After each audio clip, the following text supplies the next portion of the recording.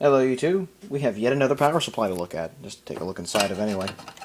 This is a power supply that was given to me by my friend Sean. Definitely appreciate it because it's a lot better than the other one. This is an FSP group power supply manufactured for AOpen. It came in an AOpen case. It is an FSP200-60SAV. And it puts out 200 watts. As opposed to the 150 the other one did. And you saw how badly the other one was filtered. Well, you'll be in for a nice surprise. Normally, FSP Group produces pretty decent power supplies. Pretty good ones, because they're manufactured by Sparkle. And Sparkle, I'd say, is middle of the road as far as power supply manufacturers go. I've used them before, and they're not bad power supplies. This thing has a ball bearing fan, and a noise controller. Wooey. Dusty fan. Let's see. This thing does 16.7 amps on the 3.3, 15 amps on the 12-volt rail, 2 amps on the standby rail, on the 5-volt standby rail, 16 amps on the plus 5, 0.3 on the minus 12, and 0.2 on the minus 5. So this thing's actually old enough to have a minus 5. It's an older design. But it seems to be a better power supply overall, so it's more than likely what I'm going to use. And there is, looks like there's a temperature probe. Yeah, there's a temperature probe. It looks like yeah, look at that. Anyhow, let's look on the inside of this thing. You can just see, compared to the other one, how much better this thing's built. It's just in plain sight. Turn this around and start from the input. Here we have the input with a big X capacitor and two Y capacitors here to prevent arcing when you plug in your power cord. And then those wires, and then the wires from that go into a ferrite choke. They wrap around it, and then they go down here into the board, and they go through these components here through that what looks to be a transformer, but that's probably being used as a filter choke. Then it goes into what looks like a thermistor. Yeah, that's either an MOV or a thermistor. Right down there. One of the two. I mistook a thermistor for an MOV in a different video, so yeah. There's a bridge rectifier.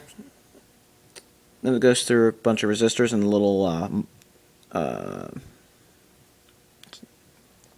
some ceramic capacitor, and then two resistors, and then through these TPO caps. And there's also another Y capacitor down there. Now these are TPO capacitors. 470 microfarad, 200 volt, two of them. Now TPO caps are known to be horrible capacitors because they failed a lot during the capacitor plague, but these seem to have held up because this is probably before TPO started using defective formula like a lot of the other companies did.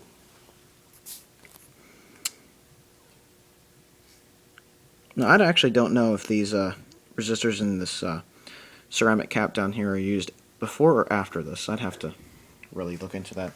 So don't take my word for it. So it looks like here we have what it looks to be some transistors. Or a voltage regulator and a transistor, one of the two setups. Of course it goes over to here, where you get the transformers. Decently sized transformer. It says SPI on the top of the transformer, so you can tell it's Sparkle.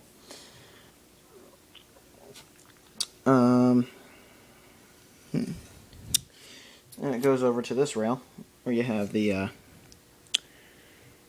wow, that's a big chip right there. You have this setup. This is the output. So you get two big chokes to help filter it. Then a bunch of these little caps down here, and a choke.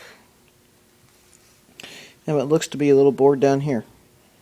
I don't know what that's for. And then there's also this thing, which is probably the either the noise controller or the actual control chip of the power supply.